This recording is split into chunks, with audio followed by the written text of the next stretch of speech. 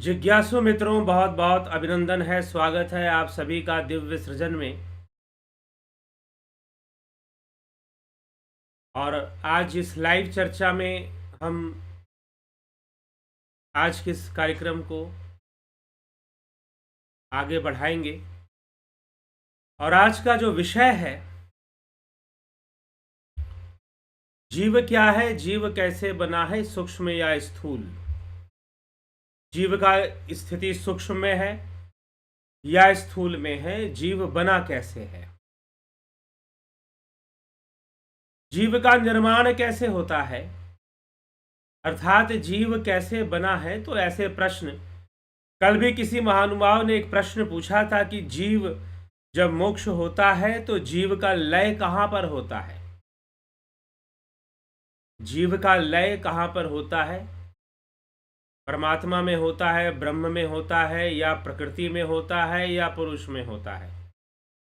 तो कई बार मनुष्य के मन में यह प्रश्न रहता है कि यह जीव क्या है, तो इस जीव को कैसे समझा जाए, और यह जीव कब है, किस प्रकार से है, इसकी अवस्था कैसे बनती है। तो जीव की अवस्था कैसे बनती है और जीव क्या है। तो वैसे तो देखिए, लिविंग बीइंग्स कहते हैं हम।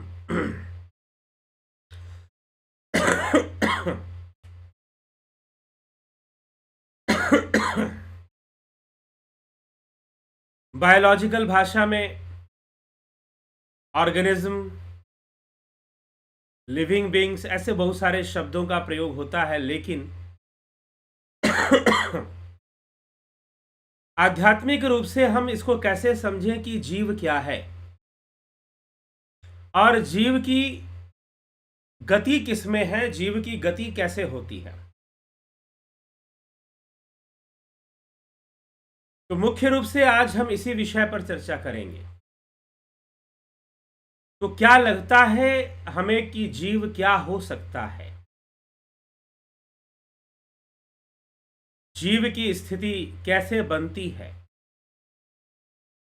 और जीव कैसे अस्तित्व में आता है।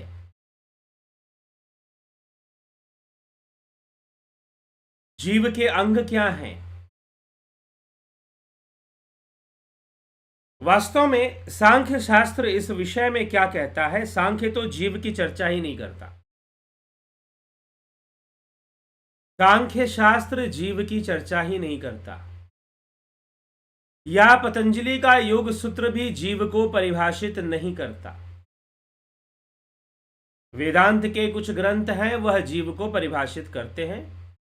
अद्वैत शास्त्र में या वेदांती ग्रंथों में रामचरितमानस आपको मिलेगा, लेकिन वेदांत के कुछ और भी शास्त्र हैं, शिव सूत्र आदि, उनमें जीव की चर्चा नहीं मिलती, जीव का एक्सप्लेनेशन नहीं किया जाता। लेकिन अद्वैत वेदांत में जीव को बताया जाता है, और वेदांत के दूसरे जो शाखाएं हैं वो भी जीव की चर्चा करते हैं। लेकिन योग सूत्र में जीव की चर्चा नहीं है। लेकिन फिर जीव की चर्चा नहीं है तो मोक्ष की चर्चा कैसे है। अगर जीव की चर्चा नहीं है तो मोक्ष की चर्चा, फिर किसका मोक्ष हो रहा है।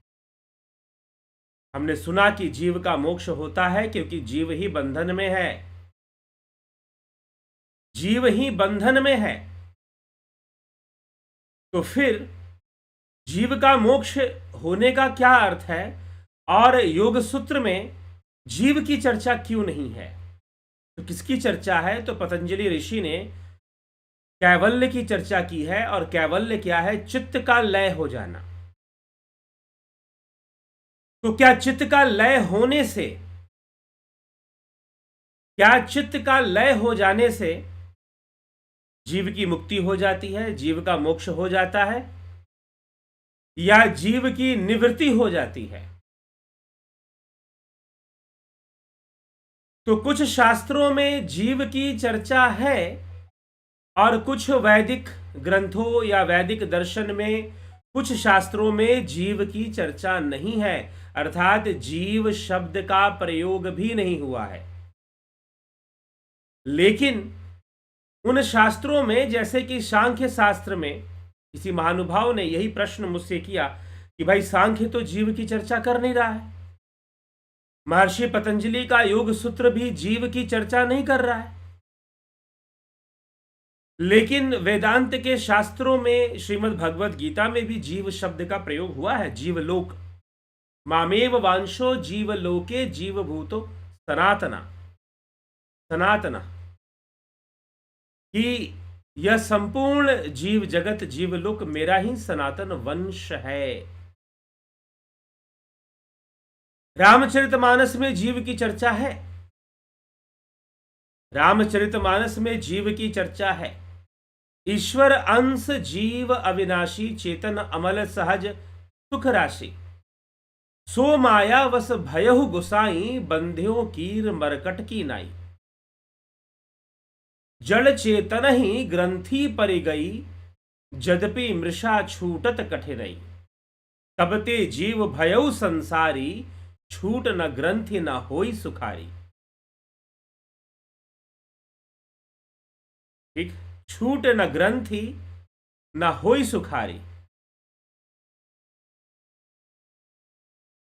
श्रुति पुराण बहु कहे उपाई, छूट न अधिक अधिक अरुझाई। जीव हृदय तम मोह विशेषी, ग्रंथि छूट किमि परई न देखी।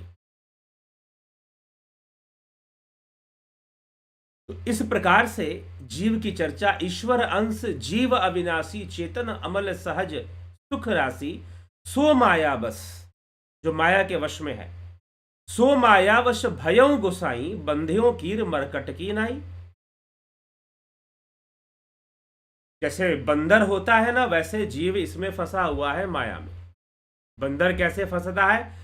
शिकारी क्या करता है, बंदर पकड़ने वाला शिकारी क्या करता है, पिंजरे में चने रख देता है या घड़े के अंदर एक सुराही में,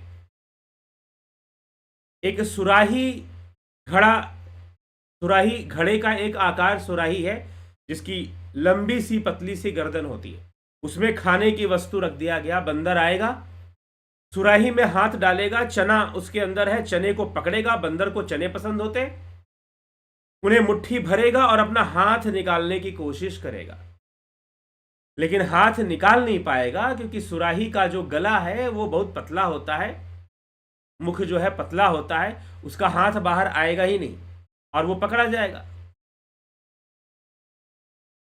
तो जीव की स्थिति क्या है कि जीव संसार में इसी प्रकार से बंधा है, बंध्यों कीर मरकट की नाई। वान बंदर के समान वो बंधा हुआ है, जैसे बंदर को मदारी फंसा लेता है, पकड़ लेता है, फिर उसे नाचने वाचने की ट्रेनिंग देकर वो इधर उधर अपना शो किया करता है। तो जीव की चर्चा वेदांत ग्रंथों में मिलती है, लेकिन शास्त्र सांख्य में, योग में आपको जीव की चर्चा न मिलेगी। तो किसकी चर्चा मिलेगी? तीन गुणों की चर्चा मिलेगी, चित्त की चर्चा मिलेगी। तो प्रश्न अब ये उठता है कि चित्त का लय होने से कैवल्य हो जाता है, चित्त का लय हुआ तो कैवल्य हो गया, मोक्ष हो गया। तो फिर जीव का क्या हुआ? जीव का मोक्ष हुआ कि नहीं हुआ? अनेकों प्रश्न उठ जाते हैं। अब यह जीव क्या है? आत्मा जीव नहीं है, आत्मा तो पुरुष तत्व है। आत्मा परमात्मा में तो भेद नहीं करना चाहिए। लेकिन जीव क्या है? प्रकृति। अब सांख्य के अनुसार जो प्रकृति का विकास क्रम है, प्रकृति के गुणों में विषमता आने से, असंतुलन आने से क्या होगा कि जो जीव है उसका विकास होगा। कैसे होगा? तो पहले बुद्धि, महत तत्व, फिर अहंकार, फिर मन, फिर ज्ञानेंद्रियां, फिर कर्मेंद्रियां, फिर पंचभूत और फिर पंच तन्मात्राएं, इनका विकास होगा। और इन सब की जो समष्टि अवस्था होगी, इन सबको मिला दीजिए आप एक साथ, ये सभी मिल गए, इन सब की असेंबलिंग हो गई। और इस असेंबलिंग में पावर कहां से मिल रहा है? पावर कहां से मिल रहा है? इस असेंबलिंग को क्रियाशील करने वाला वह अधिष्ठाता, वह पुरुष, वह आत्मा, वह आत्मा इसमें दृष्टा रूप में स्थित हो जाता है। तब दृष्टा आत्मा के, पुरुष के इसमें दृष्टा होने से, उसके सकाश की प्राप्ति से और अधिष्ठाता होने से, दृष्टा होने से इन सब की असेंबलिंग होती है। बुद्धि, अहंकार, मन, ज्ञानेन्द्रियां, कर्मेंद्रियां, हमारी सेंसेस, हमारी कर्म इंद्रियां जिससे हम काम करते हैं, एक्शंस लेते हैं। फिर पंचभूत और पंच तन मात्राएं। पंच तन मात्राएं क्या है? रूप, रस, गंध, स्पर्श, शब्द, यह पंचतन मात्राएं हैं। तो पंचभूतों का अनुभव तन मात्राओं के माध्यम से होता है। तो इन सब की समष्टि हो जाएगी, इन सब की एक व्यवस्था बन जाएगी, इन सब की एक असेंबलिंग हो जाएगी। और यह जो असेंबलिंग होगी और उसमें जो दृष्टा का प्रकाश है, उसका अंश है, उसका अंश आने से, उस पुरुष का अंश आने से यह जो असेंबलिंग है यह जीव के रूप में स्थापित हो जाएगा, जीव की तरह कार्य करेगा।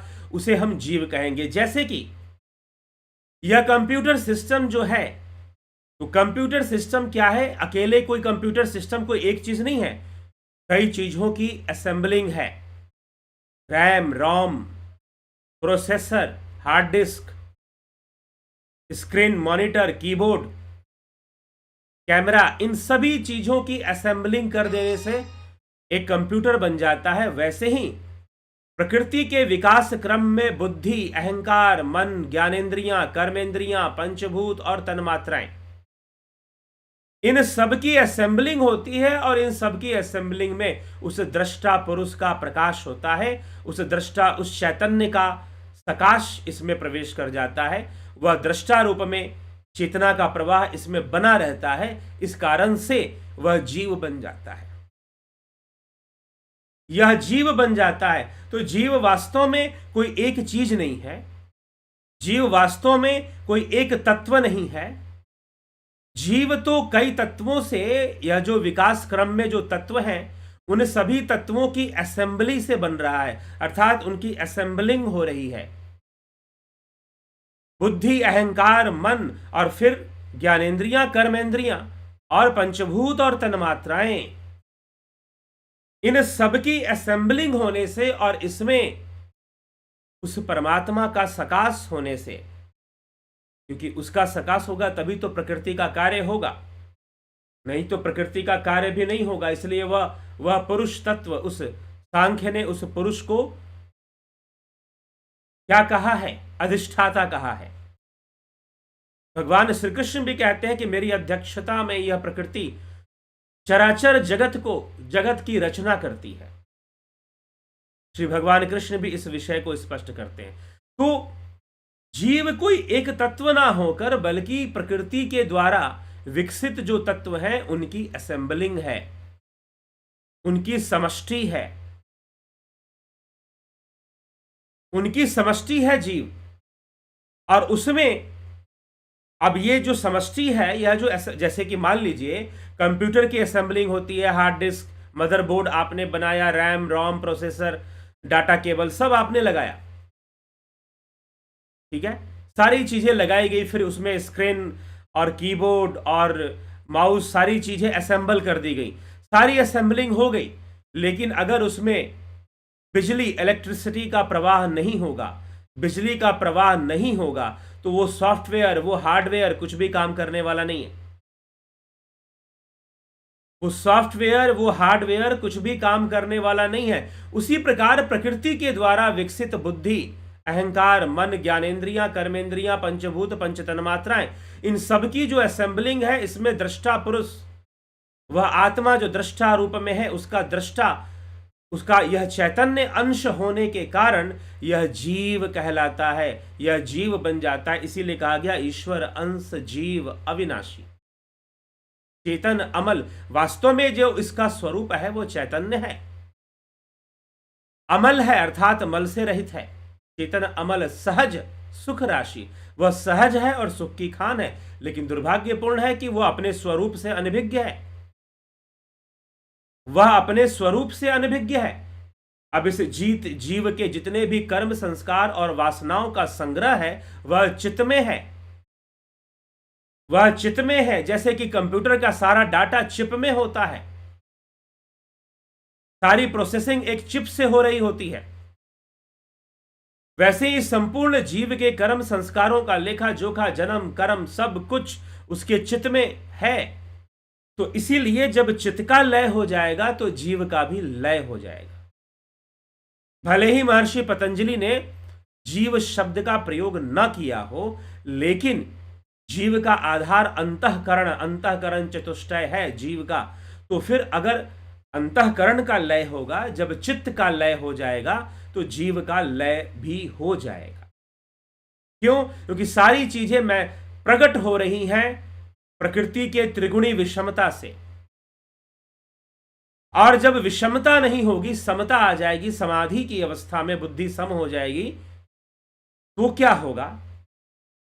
समाधि की अवस्था में बुद्धि सम हो जाएगी तो क्या होगा? इन तीन गुणों में समता आ जाएगी। और जैसे ही तीन गुणों में समता आएगी तो प्रकृति के तत्व जो है लीन हो जाएंगे या विलुप्त हो जाएंगे। वह प्रकट रूप में नहीं रह पाएंगे। ना बुद्धि रह पाएगी, ना अहंकार रह पाएगा, ना मन रह पाएगा, ना ज्ञानेन्द्रियां, ना कर्मेंद्रियां, ना पंचभूत, ना तन्मात्राएं, यह सभी नहीं रह पाएंगे।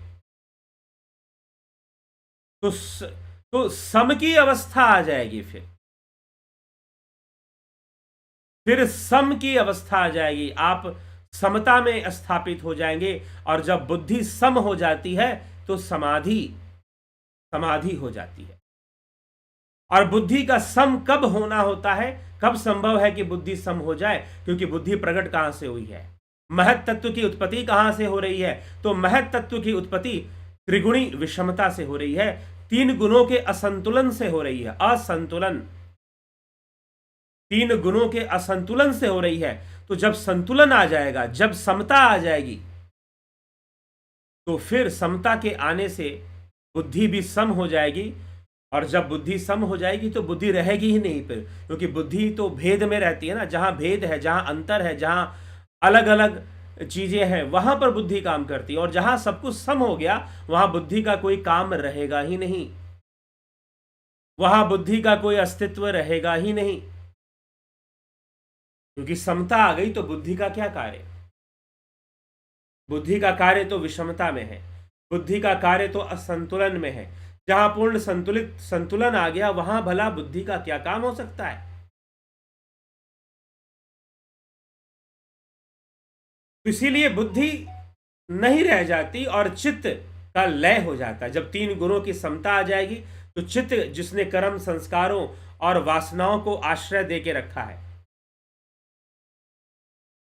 या बुद्धि ही चैतन्य से आच्छादित होकर चित्त रूप में प्रकट हो जाती है। और चित्त विशाल है, चित्त में ही सब कुछ है, बुद्धि भी है, मन भी है, अहंकार भी है। तो चित्त विशाल है। फिर चित्त में संपूर्ण कर्म, संस्कारों और वासनाओं का आश्रय स्थान चित्त है। और जब चित्त का लय हो जाएगा तो ना कोई कर्म रहेगा, ना कोई संस्कार रहेंगे, तो फिर पुनर्जन्म भी नहीं होगा, फिर आवागमन भी नहीं होगा, फिर कैवल्य की प्राप्ति हो जाएगी, फिर मोक्ष की प्राप्ति हो जाएगी, ऐसा कहा जाता है, ऐसा है। तो जीव कोई एक वस्तु नहीं। अब बात आती है सूक्ष्म में है या स्थूल में है। अब जीव सूक्ष्म में भी है, स्थूल में भी है। सूक्ष्म में मूलतः वह सूक्ष्म में होता है, इसलिए किसी पीछे मैंने एक वीडियो में जीव को की अवस्था सूक्ष्म शरीर बताई है। जी हां, क्योंकि सूक्ष्म शरीर में ही कर्म का प्रारंभ हो जाता है। उन्हीं कर्मों को करने के लिए और कर्मों का फल भोगने के लिए जीव स्थूल अवस्था को ग्रहण करता है। जीव स्थूल अवस्था को ग्रहण करता है, लेकिन स्थूल अवस्था के माध्यम से कर्म करते हुए भी जीव की जो स्थिति है सूक्ष्म में बनी रहती है। सूक्ष्म की स्थिति से वो कभी भी अलग नहीं होता है जीव। तो जीव की सूक्ष्म में स्थिति सर्वदा ही बनी रहती है। ठीक, अभी भी मान लीजिए वर्तमान में मैं स्थूल शरीर के माध्यम से यहां बोल रहा हूं और आप स्थूल शरीर के माध्यम से अपने कानों से सुन रहे हैं, बीच में इंटरनेट का एक माध्यम है, लेकिन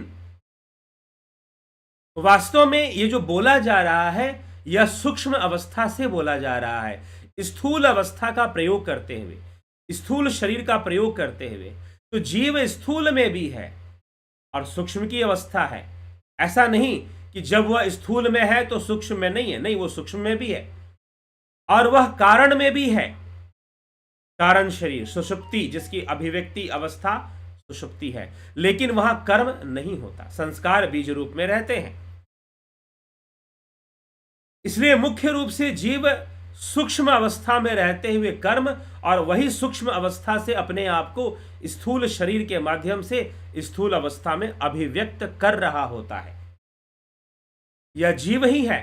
जीव मन बुद्धि अहंकार से संपन्न है, ज्ञानेंद्रियों कर्म इंद्रियों से संपन्न है, लेकिन वह ईश्वर का अंश है, वह उस पुरुष का अंश है। मामेव वांशो जीवलोके जीवभूते सनातना, यह संपूर्ण जीवलोक मेरा सनातन वंश है, भगवान श्री कृष्ण कहते हैं। क्योंकि उस पुरुष, उस अधिष्ठाता का चैतन्य इसमें विद्यमान है, इस कारण से वो अंश कहलाता है। जीव ईश्वर अंश, जीव अविनाशी, चेतन अमल सहज सुख राशि, सो माया बस भयो गोसाई, बंध्यो कीर मरकट की नहीं। वो माया के वश में, त्रिगुणी माया के वश में,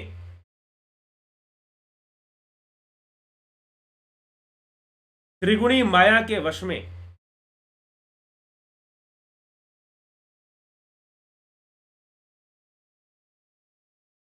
त्रिगुणी माया के वश में यह जो जीव है बंधन का अनुभव करता है, बंधन में रहता है। और यह बंधन कैसा है कि वह संसार में सुख भोगना चाहता है, इंद्रिय सुखों में लिप्त रहना चाहता है। जैसे बंदर लालच में घड़े के अंदर जो है चने को खाने के लिए हाथ डालता है, मुट्ठी बांधता है, लेकिन मुट्ठी बांधकर निकल नहीं पाता, निकलने के लिए मुट्ठी खोलनी पड़ेगी। वैसे ही जीव की हालत है, वो संसार को पकड़ के रखना चाहता है और अधिक पकड़ना चाहता है, और साथ में वो चाहता है मुक्ति भी मिल जाए। नहीं, जो पकड़ा है उसे छोड़ना पड़ेगा। उसका मोह जैसे ही वो छोड़ता है उसे मुक्ति मिल जाती है, उसे बंधन से वो मुक्त हो जाता है। ठीक, तो यह सब जीव के बारे में है। अब इन विषयों को अगर हम बढ़िया से समझना चाहते हैं कि ये जो 25 तत्व हैं प्रकृति के, मन बुद्धि अहंकार मन ज्ञानेंद्रियां कर्मेंद्रियां पंचभूत और तन्मात्राएं, तो यह जो काम कर रही हैं वास्तव में जीव इन्हीं की असेंबलिंग है, इनका एक व्यवस्था है यह जीव। तो हमें यह विषय समझना चाहिए। और चित्त का लय होने से जीव का भी लय हो जाता है, चित्त का लय होने से जीव का भी लय हो जाता है। तो यह हमें विशेष रूप से ध्यान देना पड़ेगा इस विषय को अगर समझना है तो जीव कोई एक तत्व नहीं है, कोई एक वस्तु नहीं है, बल्कि यह चैतन्य के संयोग से, प्रकृति के विकास क्रम से यह बनता है, यह एक प्रकट होता है, लेकिन इसका लय भी हो जाता है। अगर कैवल्य हो जाए तो हम कहें कि ये जीव है वो जीव है, नहीं, एक व्यवस्था में आने वाली, जैसे कि ये कंप्यूटर है वो कंप्यूटर है, कंप्यूटर कई चीजों की असेंबलिंग है। ठीक,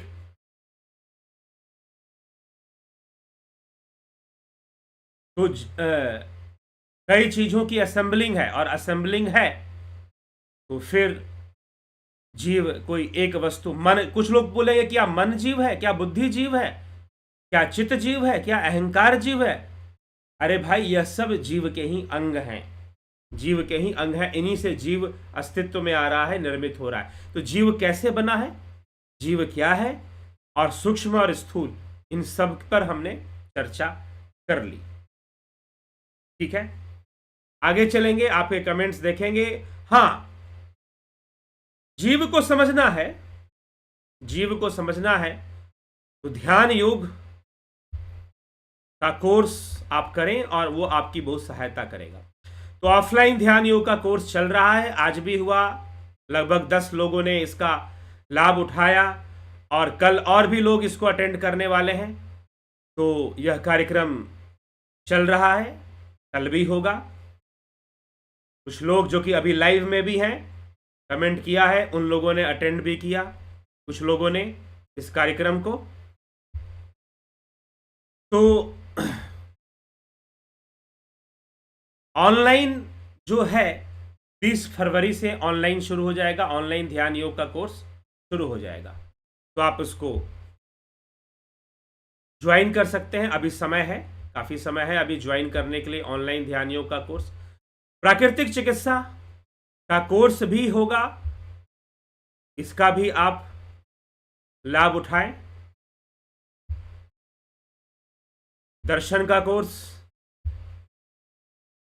किसी प्रकार की एस्ट्रोलॉजी काउंसलिंग और अग्निमय बुद्ध, इन सब का आप लाभ उठा सकते हैं, अग्निमय बुद्ध ग्रंथ का भी। चलिए आगे हम चलते हैं और आप कमेंट्स देखते हैं। योगेश खैरनर जी, नरेंद्र माकुड़े जी, अमन कक्कर जी, रतन सिंह जी, नवज्योति नाथ जी, अवधेश कुमार जी, किशोर वैद्य, जलाराम रायका, चित्रंजन बरुआ जी, विनोद के सूद जी, अनिल सोनी, सविता नायक जी, प्रभुदत्त शर्मा। तो शास्त्र ध्यान साधना योग की प्रेरणा देकर पुण्य के प्रेम के गुरु हैं जी। बहुत बहुत आभार प्रभुदत्त शर्मा जी आपका।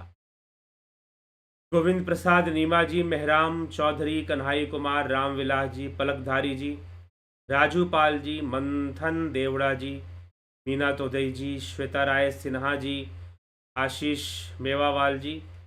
पुरुष सूक्त में शास्त्र शीर्ष पुरुष विराट पुरुष बताया गया है, वो सत्य है कि कल्पना है। ठीक है, ये अलग चर्चा का विषय है, कभी होगा। फिर नथु सिंह जी, आशा रानी जी, मुकेश प्रसाद जी, धन्यवाद भारत, अनुज, राजकुमार चोपड़ा जी। तो क्या हम यह भी कह सकते हैं कि सूक्ष्म शरीर ही जीव है? हाँ, जीव की केंद्रीय अवस्था हम कह सकते हैं सूक्ष्म शरीर को, लेकिन वो अभिव्यक्त होता है सूक्ष्म में, स्थूल में और कारण में भी। जन्मना और कर्मणा व्यवस्था में कौन सही है? अर्थात जन्म से ब्राह्मण ही कर्म से ब्राह्मण होगा तो सर्वश्रेष्ठ होगा। जन्म से वैश्य शूद्र क्षत्रिय और कर्म से तीनों के ब्राह्मण होने की तुलना में श्रीमद् भगवत गीता में भगवान श्री कृष्ण ने वर्ण को कर्म और गुण से माना है। कर्म और गुण के आधार पर वर्ण को श्रीमद् भगवत गीता में श्री कृष्ण ने मान लिया है।